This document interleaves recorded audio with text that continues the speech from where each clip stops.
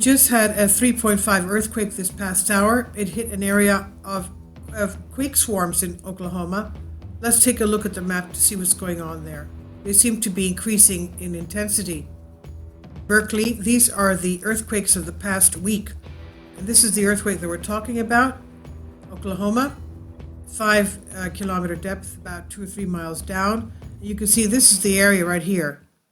This is a couple of days ago, 3 magnitude in Kansas. We know Kansas has kimberlite volcanoes, diamond spewing volcanoes, and this is the area of the quake swarm. Okay, this is about a 200-mile area, but still, this is the general area of it. And we can take a look at the area that's been hit. We have seismicity, historical seismicity on here, but they don't have everything, as you can understand. Historical seismicity, very few dots here. Okay, I put the historical seismicity on. Here it is. Okay, very few dots. Okay, what can you say? But this thing here is filled with earthquakes, and the regional information on that. Most of North America, east of the Rocky Mountains, has infrequent earthquakes. Here and there, earthquakes are more numerous. For example, New Madrid seismic zone, which is actually a rift valley. In southeastern Missouri, the Charlevoix-Kamouraska seismic zone of eastern Quebec, New England, New York, Philadelphia, Wilmington. And if you see the videos before this one, they have found that this area of the northeast of the United States is inflating. They believe that there could be a new supervolcano under there. Now, most of the enormous regions from the Rockies to the Atlantic can go years without an earthquake, large enough to be felt, and several U.S. states have never reported damaging earthquakes. Earthquakes east of the Rockies, although less frequent than the West, typically felt over a much broader region than earthquakes of similar magnitude in the West. East of the Rockies, an earthquake can be felt over an area more than 10 times larger than a smaller earthquake on the West Coast.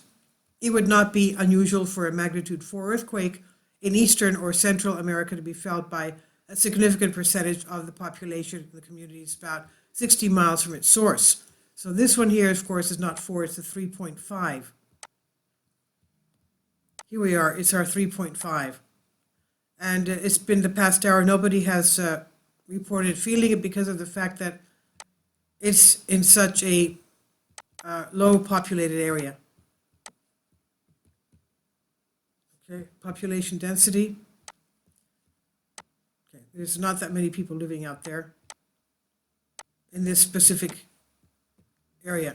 Okay, so going back to the description, induced seismicity. We're talking about the man-made earthquakes from hydrofracking.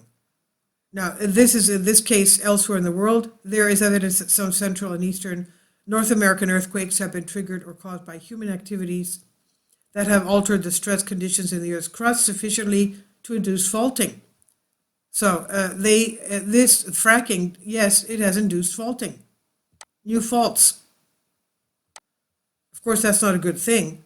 Activities that have induced felt earthquakes in some geological environments have included impoundment of water behind dams, injection of fluid into the Earth's crust, extraction of fluid or gas, and removal of rock in mining and quarrying operations.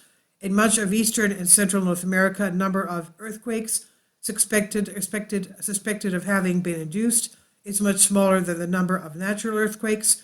But in some regions, such as south central United States, this is what we're talking about here, a significant majority of recent earthquakes are thought by many seismologists to have been human-induced, even within areas with many human-induced earthquakes. So the activity that seems to induce seismicity at one location may be taking place at another without inducing felt earthquakes.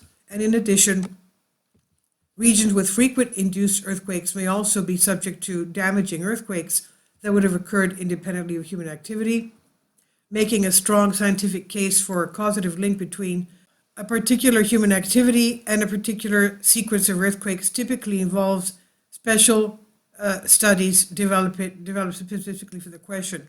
Such investigations usually address the process by which the suspected triggering activity might have significantly altered stresses in the bedrock at the earthquake source, and they commonly address the ways in which the characteristics of suspected human-triggered earthquakes differ from the characteristics of natural earthquakes in the region. Okay, so we have a lot of fracking, as we see here. They're everywhere. Everywhere. And there's even more up on this side, where we had the, let's take the population out. You can see better. Okay. Where we had the other swarms. All of this here. You see that grid right there. Okay.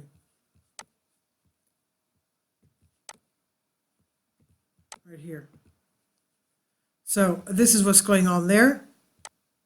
And we have, this is just the past week's earthquakes.